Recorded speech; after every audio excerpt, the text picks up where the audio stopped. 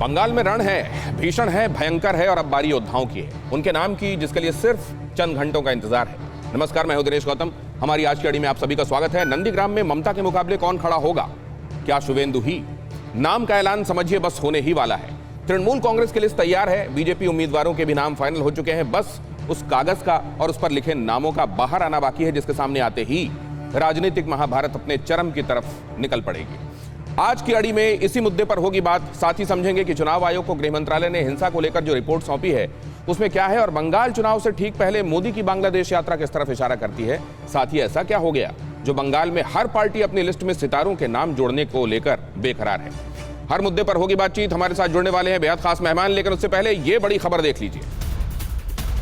ममता बनर्जी के खिलाफ लड़ेंगे शुवेंदु अधिकारी। सूत्रों के हवाले से खबर, केंद्रीय चुनाव समिति के आखिरी फैसले का इंतजार। दिल्ली में भारतीय जनता पार्टी मुख्यालय में होने वाली है मीटिंग।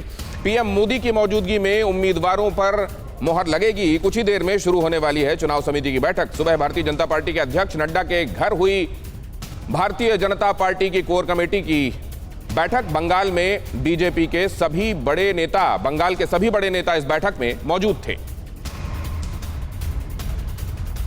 हमारे साथ आज की चर्चा में जुड़ रहे हैं खास मेहमान डॉक्टर संबित पात्रा। हमारे साथ आज की शाम इस चर्चा में हैं डॉक्टर अजय कुमार, प्रवक्ता कांग्रेस, हमारे साथ इस चर्चा में जुड़ रहे हैं। बादल देवनाथ, राजनीतिक विश्लेषक, हमारे साथ जुड़ रहे हैं। आप सभी मेहमानों का बहुत स्वागत है। संबित पात्रा साहब, सबसे पहले आपसे, कहा यह जा रहा था कि टीएमसी पहले नामों का अनाउंसमेंट कर सकती है। पीके ने यह स्ट्रैटेजी के तहत कहा है कि जो पहले नाम लेकर आता है वही कॉन्फिडेंट होता है।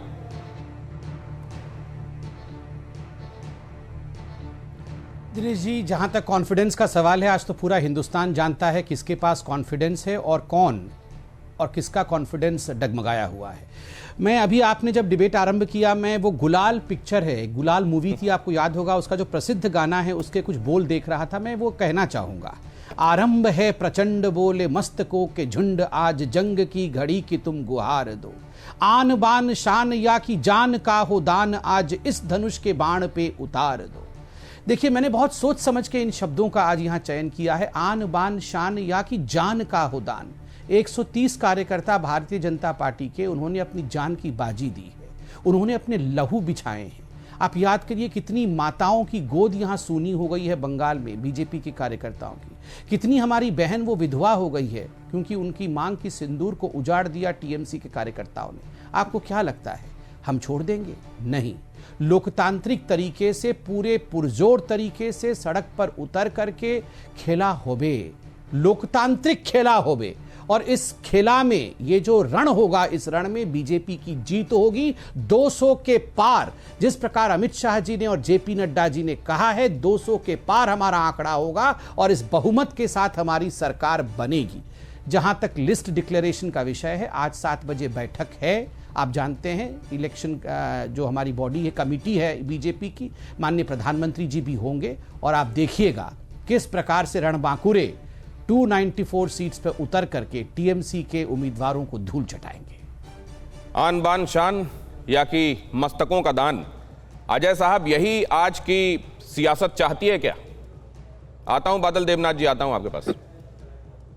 देखिए,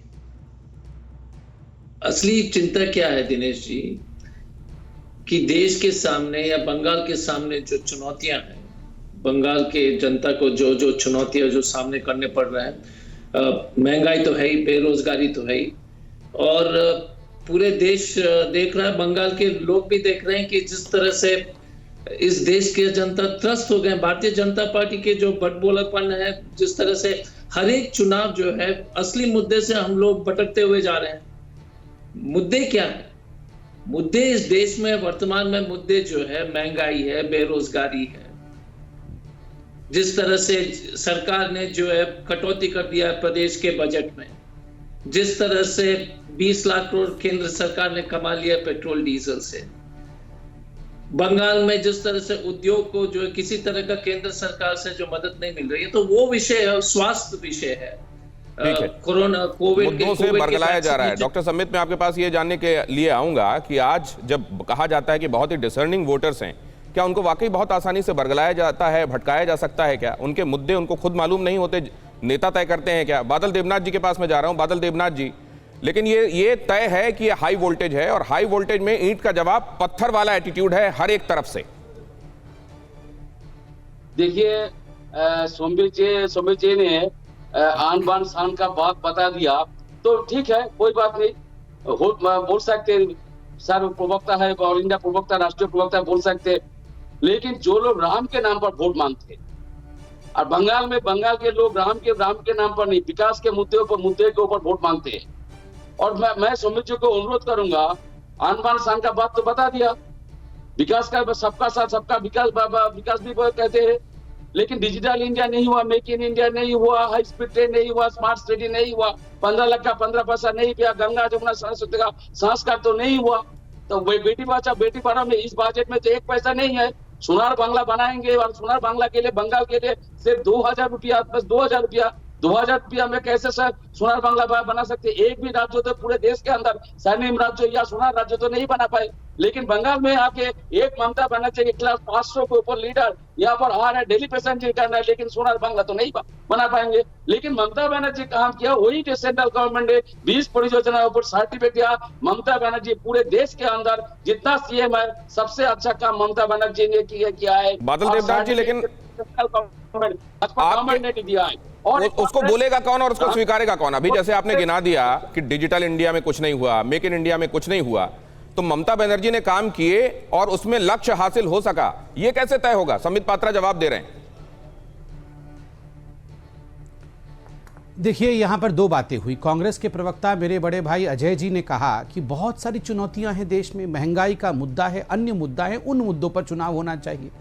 देखिए दिनेश जी, किसने रोका है कांग्रेस पार्टी को इन मुद्दों पर चुनाव लड़ने के लिए? आप बिल्कुल इन मुद्दों पर चुनाव लड़िए। अगर देश की हालत इतनी खराब है, बंगाल में मोदी जी ने हालत इतनी खराब कर दी है, और उसके बावजूद कांग्रेस पार्टी अपनी अस्तित्व की लड़ाई लड़ने के लिए बाध्य हो रही है, वो आईएसएफ के साथ, एक गैर सेक्युलर फ्रंट के साथ वहां पर गठबंधन कर रही है, उनके खुद के पार्टी के अंदर कलह हो रहा है, लेफ्ट के साथ मिलकर चुनाव लड़ रही है, वहीं केरल में लेफ्ट के विरोध में चुनाव लड़ रही है, फिर मुद्दों का चुनाव कैसा है भैया? अगर इतने खराब मुद्दे थे तो आपको मुद्दों के आधार पर चुनाव लड़ना चाहिए था ना।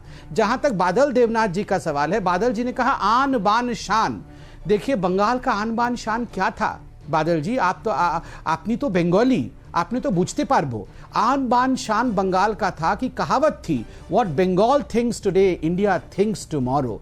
बंगाल जो आज सोचता था, भारत कल सोचता था। ये महानता थी बंगाल की। कहां चली गई वो महानता? किसने समाप्त किया उस महानता को?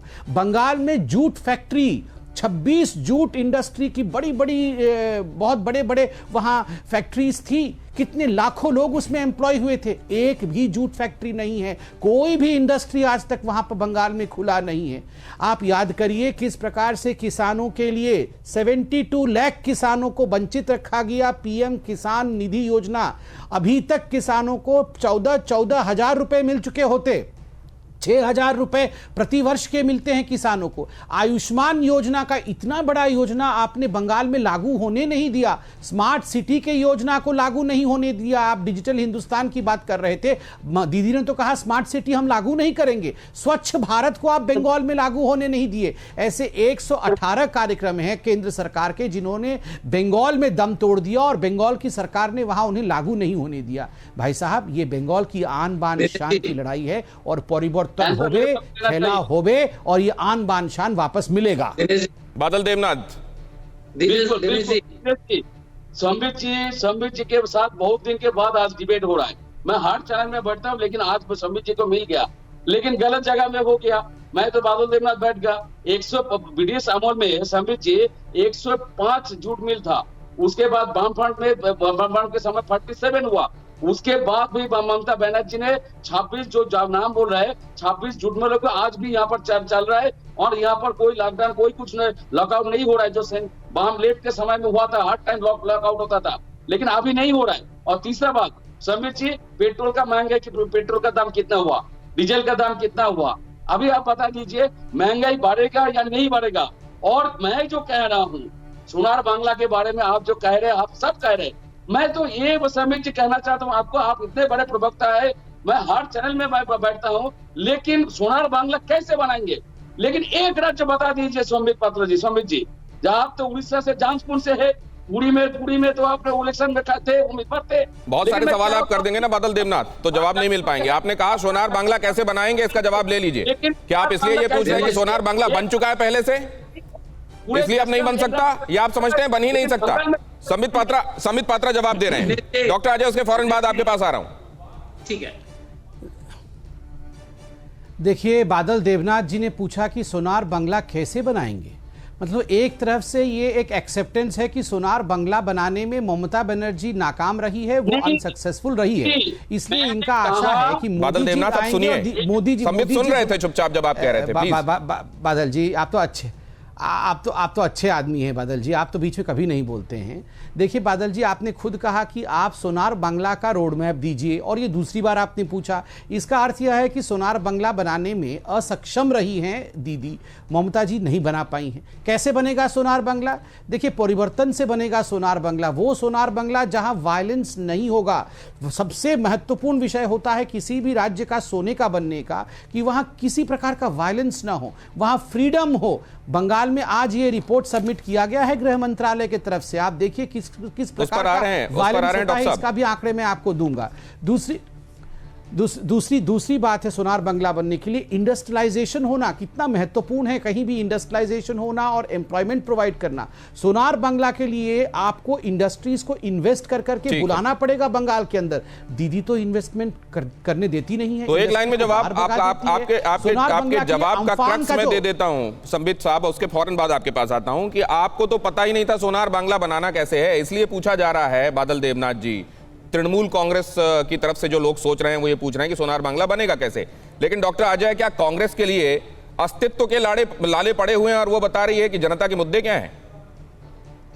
देखिए, एक चीज है दिनेश जी, पहली बात है कि हमारे छोटे भाई डॉक्टर संबित पात्रा को मैं कहना चाहूंगा कि ये लड़ाई त्रिकोणीय लड़ाई जो जिसमें टीएमसी है, लेफ्ट कांग्रेस का एक गठबंधन है, और तीसरा है एक्स टीएमसी लोग हैं, वो बीजेपी नहीं है, क्योंकि वो पूरी तरह से टीएमसी की एलमनाई एसोसिएशन है। आप बताइएगा कि अगर इस देश के सबसे बड़े राष्ट्रीय दल जो अपने आप को बीजेपी हमेशा कहने से हिचकते नहीं है, पूरी तरह से जो है सिर्फ टीएमसी से बनी हुई है, जो टीएमसी के पुराने मेंबर्स थे, तो बीजेपी का अपना जनाधार तो कुछ बोलने के लिए तो कुछ है ही नहीं। तो पहले तो यहां से शुरू कर लीजिए। दूसरी बात क्या है कि लड़ाई तो एक ही चीज है, अफसोस की बात है, और ये देश के हम सब लोग के लिए, और हम लोग को, कांग्रेस को और लेफ्ट और हम सब लोग को चिंता करने की आवश्यकता है, और हम करेंगे। लेकिन हमको जो आम जनता के जो मुद्दे हैं, क्योंकि हर एक चुनाव में हम कल्चरल वॉर शुरू कर दिए हैं, सांस्कृतिक लड़ाई शुरू कर दी है। आप देख लीजिए, आखिरी में हमारे मित्र लोग हिंदू मुसलमान पर ही उतरेंगे। अगर देश इसी पर राजनीति करेगा तो देश आगे बढ़ेगा कैसे?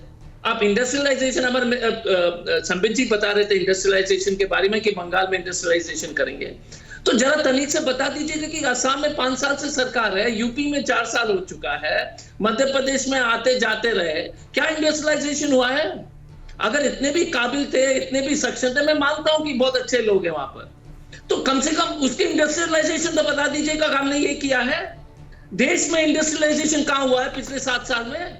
आप बताइए, बेरोजगारी बढ़ी कि नहीं बढ़ी, ये तो बता दीजिए। दिनेश जी, छोड़ दीजिए कल्चरल सांस्कृतिक लड़ाई, लेकिन बेरोजगारी, कंपनियां कम हो रही है, और जहां पर बीजेपी शासित प्रदेश में इतने सालों से कम उसका तो इंडस्ट्रियलाइजेशन का आंकड़े। दो बातें आपने कही कि तृणमूल के लोग ही अगर भाजपा में जा रहे हैं तो फिर ये भाजपा कहां रह गई, तृणमूल? और दूसरे आपने कहा कि जहां पर सरकारें हैं वहां पर कितना औद्योगिकरण कर दिया। डॉक्टर संबित, देखिए, पहली बात तो इन्होंने कहा ये त्रिकोणीय लड़ाई है। मैं बहुत ही सम्मान के साथ कहूंगा ये बाइपोलर लड़ाई है, जिसमें कि कांग्रेस पार्टी का कोई रोल नहीं है। याद रखिए, ये बीजेपी और टीएमसी के बीच की लड़ाई है, ये कांग्रेस भी समझती है।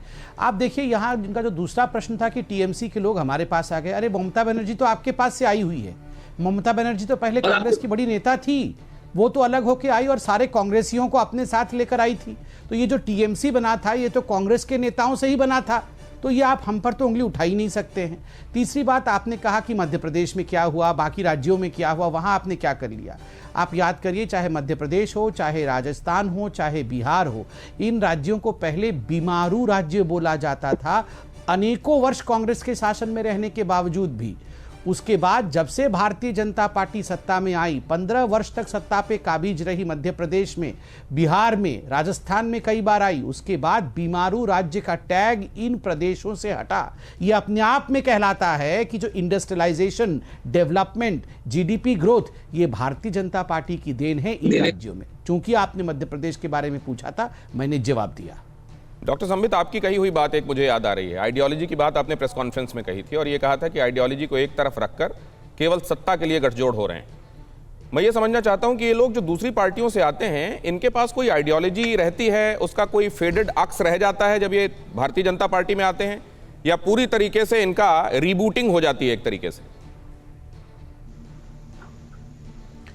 देखिए दिनेश जी, अच्छा प्रश्न है। बहुत लोगों ने ये प्रश्न पूछा है, इसलिए इसको विस्तार से मैं समझाना चाहूँगा। जहाँ तक भारतीय जनता पार्टी का सवाल है, इसमें किसी प्रकार का आइडियोलॉजिकल डाइल्यूशन या आइडियोलॉजिकल कॉम्प्रोमाइज़ यह संभव ही नहीं है। कोई समझौता आइडियोलॉजी के साथ नहीं हो सकता है।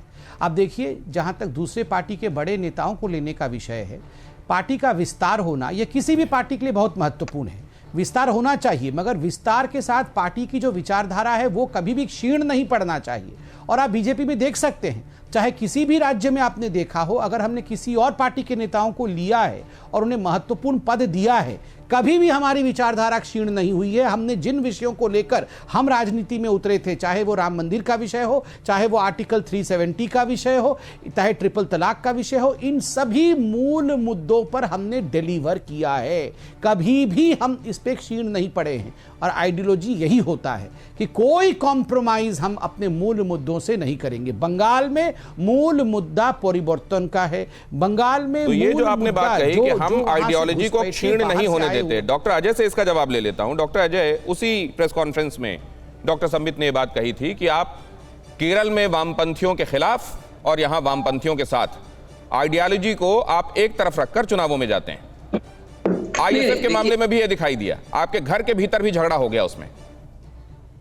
विचित्र स्थिति है सर।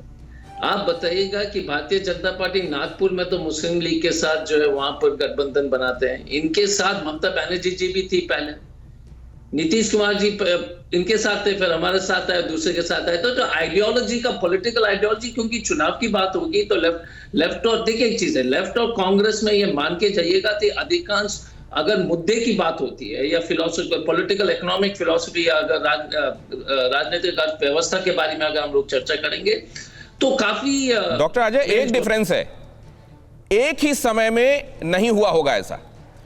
एक ही समय में, एक ही समय चुनाव हो रहे हैं, लेकिन आप एक तरफ हाथ मिलाकर जा रहे हैं और दूसरा आमने सामने खड़े हुए हैं। आप एक चीज बताइए दिनेश जी, बोधो पीपल्स फ्रंट हमारे साथ थे, इनके साथ थे, हमारे साथ आ गए, असम में भी। तो अलग अलग राजनीतिक समीकरण बन जाती है चुनाव के दृष्टिकोण से। तो मेरा सिर्फ इतना ही कहना है कि आइडियोलॉजी पर अगर कोई चर्चा करे तो सबको जो है अपने आइडियोलॉजी में तकलीफें बहुत सारी होंगी, क्योंकि संबित जी बता रहे थे कि कोई कॉम्प्रोमाइज नहीं है आइडियोलॉजी में। वही मुकुल रॉय जी के ऊपर लगातार आरोप थे, शुभेंदु अधिकारी के ऊपर इतने आरोप थे, आपको मालूम होगा। अचानक वो भारतीय जनता पार्टी के बहती हुई नदी में डुबकी लगा दिए थे तो पवित्र हो गए। तो ये इस तरह की जो, और ये लगातार मुकुल रॉय जी से लेकर के शुभेंदु अधिकारी जी से लेकर के लगातार ये जो आरोप होते हैं वो तो अपने जगह पर है। दूसरी बात है, जहां तक विकास की बात है, मैं उस पर इसलिए जोर देना चाहता हूं कि बीमारू स्टेट के लिए इसलिए नहीं हुआ था कि वो बीमारू स्टेट के जो शब्द के इस्तेमाल था वही गलत था, और उसके बाद पत्रकार से लेकर के राजनीतिक विशेषज्ञ ने उस तरह का शब्दों का इस्तेमाल करना बंद कर दिया था। लेकिन आज के डेट में भी मध्य प्रदेश हो, जहां पर ये शासित भारतीय जनता पार्टी काफी साल से वहां पर शासन में रहे हैं, वो सबसे पिछड़ा हुआ प्रदेश है। बिहार सबसे पिछड़ा हुआ प्रदेश है। जितना भी आप लाख गुण गा लीजिएगा, सबसे गरीब किसान बिहार के हैं, और 15 साल से एनडीए और भाजपा के जो है शासन काल चल रहा है। तो हमारा सिर्फ ये कहना है कि ये कम से कम इतनी, ये तो सच, ये बात सबके सामने स्पष्ट रूप से बीजेपी को कह देना चाहिए कि देखिए, हम नहीं, जमीनी तौर पर विकास पर चर्चा नहीं करेंगे, हम आपके आर्थिक व्यवस्था सुधारेंगे नहीं, हम भावुक चीज पर, हम कल्चर वॉर्स लड़ेंगे इस देश में। डॉक्टर अजय, क्या आप ये कह सकते हैं, इसको जरा दूसरे तरीके से देखिए डॉक्टर अजय, क्या वो राज्य, डॉक्टर अजय, जहां पर नॉन बीजेपी पार्टीज रूल कर रही हैं, क्या वहां पर ऐसे पैरामीटर्स बनाए गए हैं विकास के जो नजीर के तौर पर देश के सामने रख दिए जाएं कि देखिए ये होता है विकास? देखिए, आप यूपीए 1 और यूपीए 2 में दुनिया के सबसे ज्यादा गरीब लोग को गरीब रेखा से ऊपर लाया था तो मनमोहन जी के सरकार में। सबसे ज्यादा विकास दर तो कांग्रेस के समय हुआ। सबसे ज्यादा निर्यात हुआ अगर कृषि उत्पादन का तो वो कांग्रेस के समय में। आप बताइए ना, आप ही बताइएगा कि विकास दर कंपेयर कर लीजिए। आप बताइएगा कि यूपीए 1 यूपीए 2 में जिस तरह का आर्थिक स्थिति थी। दिनेश जी, एक सेकंड में खत्म कर देता हूं। दिनेश जी, एक सेकंड में खत्म कर लीजिए प्लीज। दिनेश जी, एक चीज बताइए ना, आप अपने जब गाड़ी में बैठते हैं ड्राइवर से पूछिए, घर में काम करने वाले से, सबसे पूछिए। आप अपने, हम पत्रकार की स्थिति क्या हो गई है? देश में आमदनी कम नहीं, ये तो अगर हम बोलेंगे कि आमदनी कम नहीं हुई है तो गलत बात होगी। डॉक्टर अजय, बहुत अच्छा लगा कि आपने हमारी बिरादरी के बारे में भी सोचा, कंसर्न रखा, इसके लिए बहुत शुक्रिया। लेकिन इसका जवाब ले लेते हैं डॉक्टर पात्रा से जरा। थोड़ा सोच लीजिए दिनेश जी, हम तो आप तभी तो आप यहाँ बैठे हुए हैं और आपसे चर्चा हो रही है। डॉक्टर अजय, डॉक्टर संबित, अब देखिए, अभी अजय जी ने कहा कि पत्रकारों की हालत ख़राब है, ड्राइवर्स की हालत ख़राब है, घर में जो काम करती हैं वो भी बोल रही हैं कि हमारी हालत ख़राब है, सभी राज्यों की हालत ख़राब है, किसानों की हालत ख़राब है। तो ये बीजेपी को कौन वोट दे रहा है मेरे भाई? ये बीजेपी अभी कल गुजरात में जो बम्पर जीत के साथ आई और कांग्रेस पूरी साफ हो, ये मंगल ग्रह वाले तो नहीं दे रहे हैं, ये तो हिंदुस्तान के निवासी ही दे रहे होंगे ना, धराधाम पे रहने वाले लोग। इसलिए आपको यथार्थ में जीना पड़ेगा। मनमोहन सिंह जी ने इतना बढ़िया कर दिया, कमाल कर दिया, विश्व में सबसे बड़ा कीर्तिमान स्थापित कर दिया, फिर हुआ क्या? फिर कुछ नहीं हुआ। आप लोगों को पता है कितनी सीटें लेकर आप 2014 में आए, फिर 2015 में क्या हालत हुई थी। देखिए, ये अहंकार के बोल नहीं कह रहा हूं मैं, आपको यथास्थिति याद दिला रहा हूं। आज कांग्रेस अपने अस्तित्व की लड़ाई लड़ रही है। और मैं बड़ी बात दिनेश भाई कहना चाहता हूं, आज आप अलायंस को देखिए। आज शिवसेना ने कहा कि हम कांग्रेस का साथ नहीं देंगे, हम ममता का साथ देंगे। परसों आरजेडी ने कहा, जो आरजेडी कांग्रेस के साथ लड़ रही थी वो कह रही है कि हम कांग्रेस का साथ नहीं देंगे, हम टीएमसी का साथ देंगे। कमाल की बात है, इन्हीं के लोग इनके साथ खड़े होने के लिए तैयार नहीं है और ये हम ही गरिया रहे हैं। ठीक है डॉक्टर अजय, ऐसा क्या है कि सब कुछ ग्लूमी होने के बावजूद वोट देने के लिए बीजेपी समझ में आती है लोगों को, उसकी तरफ हम जाएं। लेकिन देवनाथ जी काफी देर से अपनी उंगलियों के जरिए ये कह रहे हैं कि जो भी कहा जा रहा है उससे कतई असहमत है। देवनाथ जी कहिए। मुझे 1 मिनट टाइम चाहिए। हाँ, प्लीज 1 मिनट आपका, बोलिए। बैठा हूँ, संबित जी को पूछिए। यही संबित जी 2-3 साल से बोलते मैं तो 21 राज्य में हूँ, भाजपा 21 राज्य में हूँ। अभी तो 21 राज्य में ही है, 21 राज्य का कम से कम कितना हुआ देखिए संबित पात्रा जी, अभी तो नहीं है। लेकिन मैं संबित पात्रा को दावे साथ कह सकता हूँ, जो आइडियोलॉजी का जो बात कह रहा है भाजपा के अंदर, जो आइडियोलॉजी, मैं तो संघ परिषद जन्म हुआ, 20 साल तो चला गया मेरा संघ परिषद में, 10 साल हो गया मैं भाजपा से बाहर हूँ, लेकिन सस्पेंड नहीं हूँ। लेकिन आडवाणी वाजपेयी जी जैसा, मुरली जैसा जो लीडर था, जो आडवाणी जो राष्ट्र नायक थे, अटल बिहारी वाजपेयी जो राष्ट्र नायक है, वो तो आज नहीं है। अमित शाह का बेटे, जिसके पास 5 लाख रुपया नहीं था, उसके पास करोड़ रुपया हो गया। अमित शाह उसका बेटे पूरा पार्टी चला रहे। राजनाथ सिंह अलग हो गए, आडवाणी जी को तो सम्मान।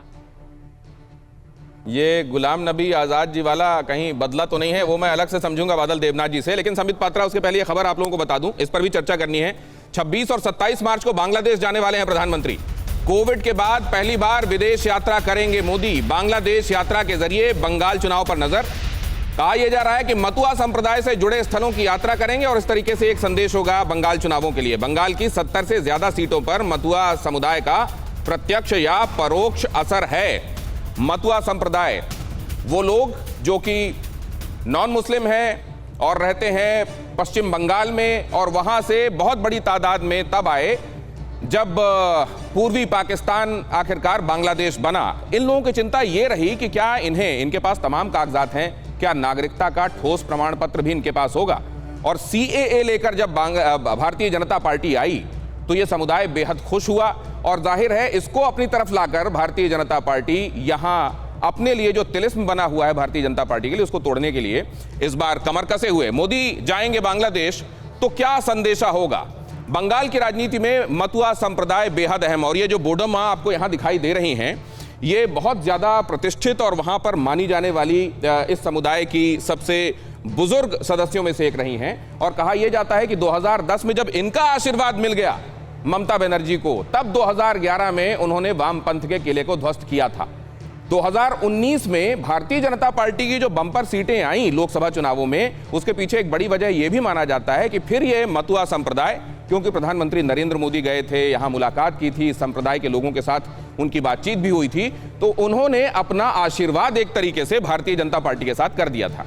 इस बार यह मतुआ संप्रदाय बेहद अहम है और मतुआ संप्रदाय के करीब 2 करोड़ वोटर्स, 2 करोड़ से कुछ ज्यादा हो गए हैं, पहले कहा गया कि 1 करोड़ 80 लाख और धीरे धीरे जाहिर है इनकी तादाद बढ़ रही है, तो इनको बहुत अहम माना जाता है। पूर्वी पाकिस्तान से आकर पश्चिम बंगाल में बसे हुए मतुआ संप्रदाय को यह कहकर कि आपका आगे भी ख्याल रखा जाएगा, और इसीलिए आप देख रहे हैं कि वहां पर इस संप्रदाय के लोगों से मिलने जुलने की प्रक्रिया भी अलग अलग पॉलिटिकल पार्टीज के नेता कर रहे हैं। लेकिन किसका असर ज्यादा है? सीएए करके एक ठोस संदेश देने की कोशिश भारतीय जनता पार्टी ने की है, लेकिन अब इससे आगे क्या होने वाला है और क्या बांग्लादेश की जो ये यात्रा है प्रधानमंत्री नरेंद्र मोदी की, वो बंगाल के चुनावों को ध्यान में रखते हुए ही शेड्यूल की गई है क्या, संबित पात्रा साहब?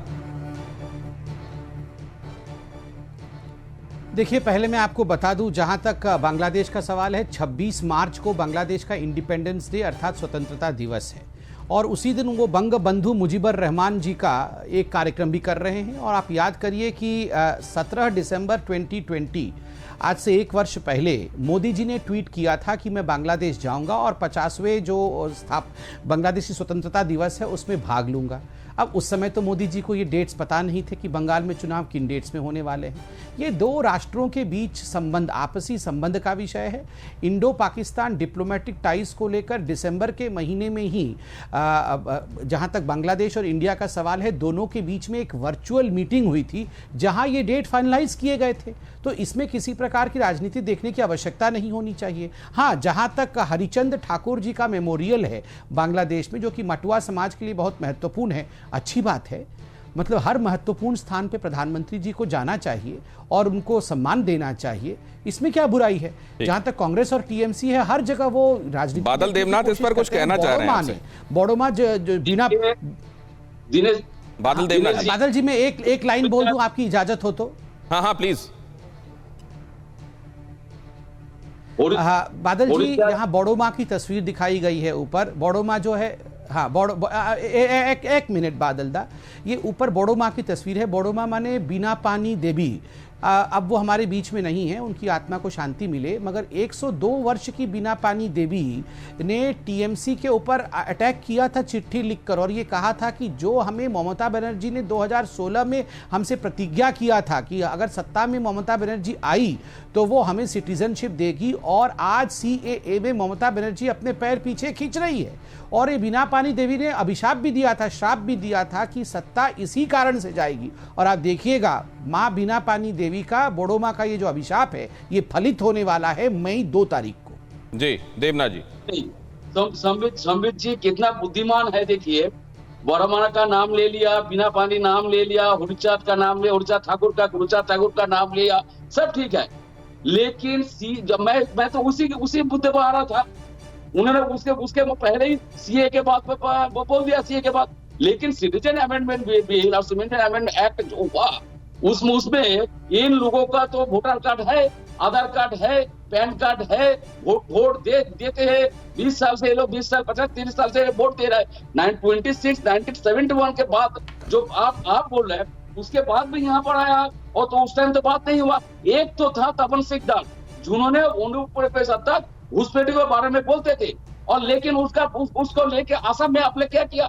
असम में मैंने 3-4 बार किया। 12 लाख के ऊपर हिंदुओं का नाम नहीं है संबित पात्रा जी, और 6 लाख का बंगाली मुसलमान का नाम नहीं है।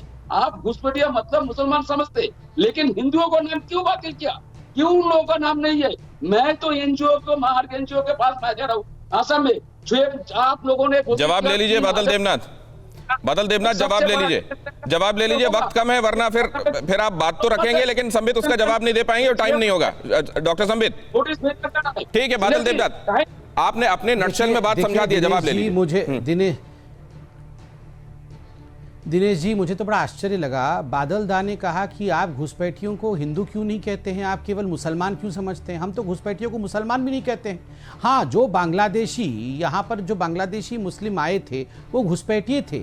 जहाँ तक मतुआ समाज का विषय है, उनको अभी तक सिटीजनशिप नहीं मिली है, और सिटीजनशिप का डिमांड मतुआ समाज और बीणा पानी देवी जी ने खुद किया है। उनको अभी तक सिटीजनशिप नहीं मिली है। ये अलग बात है कुछ लोगों को आपने कार्ड इत्यादि दे दिया होगा, मगर सिटीजनशिप उनको इंडिया का अभी तक नहीं मिला है। आप बांग्लादेश के जो घुसपैठिए हैं उनको तो अपना मानते हैं, मगर जो अपने जान को बचा के यहाँ पर आए और जो रेफ्यूजी हैं उनको आप अपना मानने को तैयार नहीं है। ये कैसा विषय है, आश्चर्य है। और आप देखिएगा मतुआ समाज आपको जवाब देगा।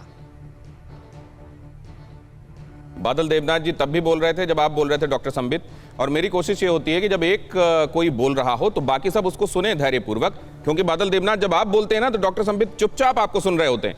अगली खबर सुन लीजिए, उसके फौरन बाद आपके पास आता हूं। 5 राज्यों के पेट्रोल पंप से हटेंगे मोदी वाले होर्डिंग्स।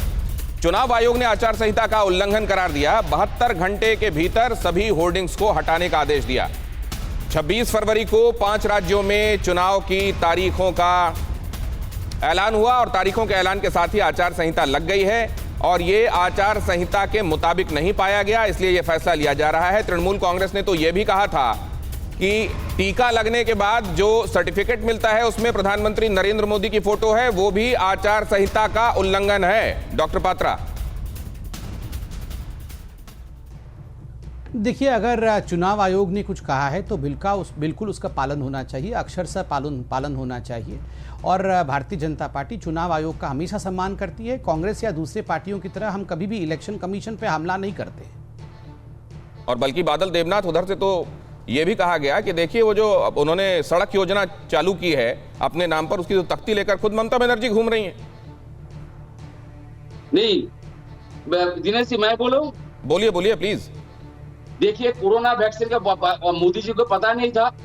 कोरोना वैक्सीन जो लोग आविष्कार किया उन लोगों का नाम रहना चाहिए, और उसके साथ प्रधानमंत्री का तस्वीर। क्यों? प्रधानमंत्री इसमें कौन है? वैक्सीन के बारे में प्रधानमंत्री कौन है? वो सपोर्ट कर सकते, पैसा दे सकते, फ्री में देना चाहते, लेकिन बंगाल में ममता बनर्जी बोल रहे हैं हम सब फ्री देना चाहते हैं। लेटर दिया, बंगाल में तो वैक्सीन तो फ्री में नहीं आ रहा है। मोदी जी अभी भी कुछ नहीं कह रहे, लेकिन हर पेट्रोल पंप में मोदी जी का तस्वीर है। हर जगह में रविंद्रनाथ का छवि, उसके मोदी जी का छवि, उसके नीचे रविंद्रनाथ का छवि, मोदी जी का छवि, उसके नीचे नेताजी का छवि, पाव के नीचे छवि है। बंगाल में हर जगह में देखिए तस्वीर लगा दिया है, और यही घूम रहा है, सब लेके घूम रहा है। विवेकानंद, मैं ये कहना चाहता हूँ, कह रहा हूँ बंगालियों को, बंगाल समाज को। इसका एक इंटरप्रिटेशन और किया जाता है बादल देवनाथ जी कि इस तरह की शिकायतें ज्यादा तब होती हैं जब जीत को लेकर आश्वस्ति नहीं होती, कहीं संदेह होता है, और तब इस तरीके की बहुत सारे कारण खोजने की कोशिश होती है। डॉक्टर अजय, सही है क्या ये बात? दिनेश जी, एक चीज है, देखिए पहले तो अफसोस है कि अगर इलेक्शन कमीशन को बोलने की आवश्यकता पड़ रही है कि प्रधानमंत्री जी का फोटो हटाओ, एक भारतीय जनता पार्टी को तो कम से कम ये तो सुनिश्चित करना चाहिए, जैसे कोविड के वैक्सीनेशन पर उनका फोटो चल रहा है। और देवनाथ जी ने ठीक कहा कि देखिए जिस तरह से हम लोग अभी राजनीति में इस तरह का जिस तरह से हम मोदी जी को पूरी तरह से आगे फोटो, हर वैक्सीनेशन के में भी उनका फोटो लगा रहे हैं। सुभाष चंद्र बोस जी के पोस्टर के नीचे, ये स्वामी विवेकानंद जी के पोस्टर के नीचे। और आश्चर्य की बात क्या है कि ये सच्चाई है, और संबित जी मानेंगे कि क्विट इंडिया मूवमेंट में आपको उनके जो पुराने इतिहास को याद दिलाने की कोई आवश्यकता नहीं है।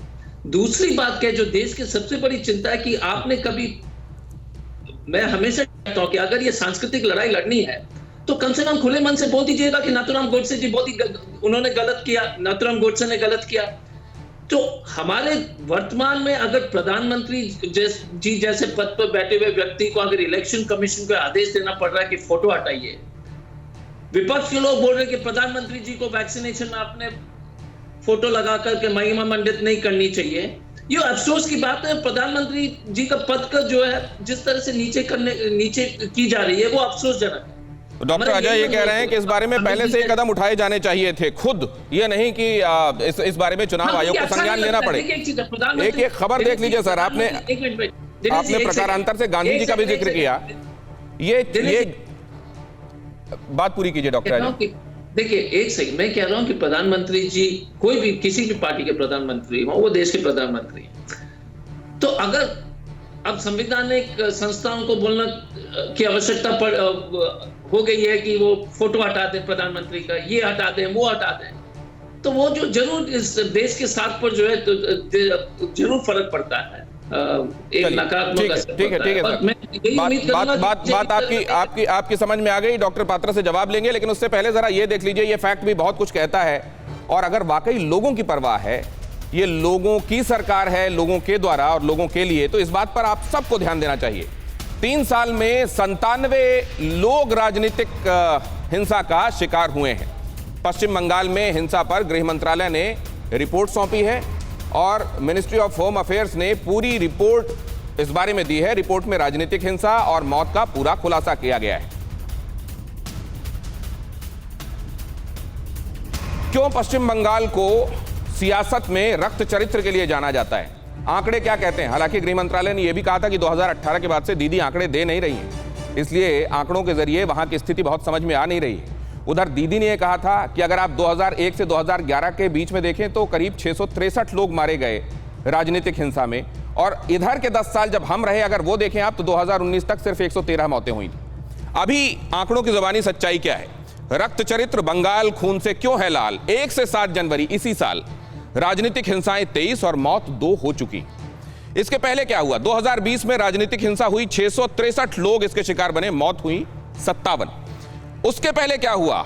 1 जून से लेकर 31 दिसंबर 2019, ये खास तौर से ये वक्फा हम इसलिए दिखा रहे हैं क्योंकि ये जनरल इलेक्शन के बाद का टाइम, हम आपको ये दिखाना चाहते हैं कि वहां हुआ क्या था। राजनीतिक हिंसा 852, मौतें 61। क्यों पश्चिम बंगाल में हिंसा हावी रहती है? राजनीतिक हिंसा 600 से ज्यादा, 2018 में मौतें 23। क्या इसलिए क्योंकि यही समझा जाता है डॉक्टर पात्रा कि यहां मतलब आरंभ है प्रचंड मस्तकों के झुंड वाला एक फीलिंग, वही कोनोटेशन होता है, उसी के साथ लोग जाते हैं चुनाव में, और कोई भी गांधी बनने के लिए तैयार नहीं है। हर कोई ईंट का जवाब पत्थर से ही देना चाहता है।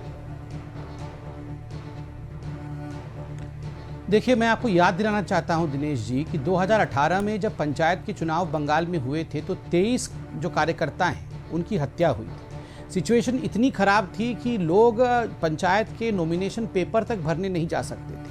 सुप्रीम कोर्ट को आदेश देना पड़ा कि कुछ नहीं तो व्हाट्सएप पे नॉमिनेशन भर दीजिए। आप सोचिए, व्हाट्सएप पे पहली बार हिंदुस्तान के इतिहास में नॉमिनेशन भरा गया, क्योंकि टीएमसी के कार्यकर्ता बाकी पार्टी के कार्यकर्ताओं को नॉमिनेशन तक भरने नहीं दे रहे थे। इसमें केवल भारतीय जनता पार्टी नहीं, कांग्रेस और लेफ्ट के लोगों ने भी इलेक्शन कमीशन में जाके कंप्लेंट किया था। अधीर रंजन चौधरी गए थे कंप्लेंट करने के लिए। नंबर 2, आपने तो आंकड़े कहे ही हैं, पूरे लिखे हुए हैं इस आंकड़े की। 2019 के लोकसभा के चुनाव के समय 693 केसेस ऑफ वायलेंस हुए, जिसमें कि 11 डेथ हुआ, और चुनाव के पश्चात जून 1 से दिसंबर 31 तक 852 केसेस वायलेंस के हुए, जिसमें कि 61 लोगों की मृत्यु हुई।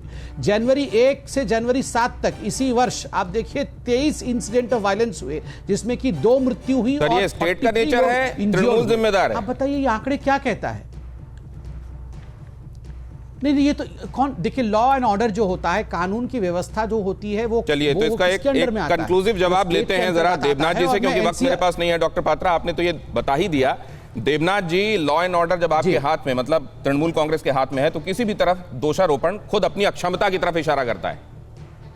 देखिए दिनेश जी, ये जो रक्त चरित्र शब्द आप लोग कोई हर चैनल जो सुना रहे, इसको मैं विरोध करता हूँ। ये शब्द बंगाल के लिए, पूरे विश्व में बंगाली समाज के लिए नहीं बोलना चाहिए रक्त चरित्र शब्द।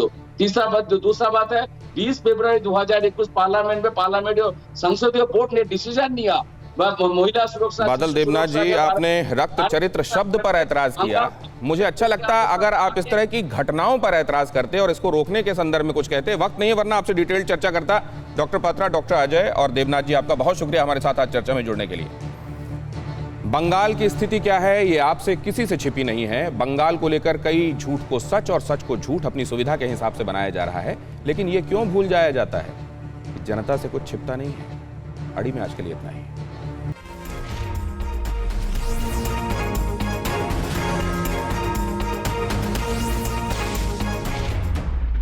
फिक्र आपकी, सोमवार से शुक्रवार रात 9 बजे सिर्फ TV9 भारतवर्ष पर।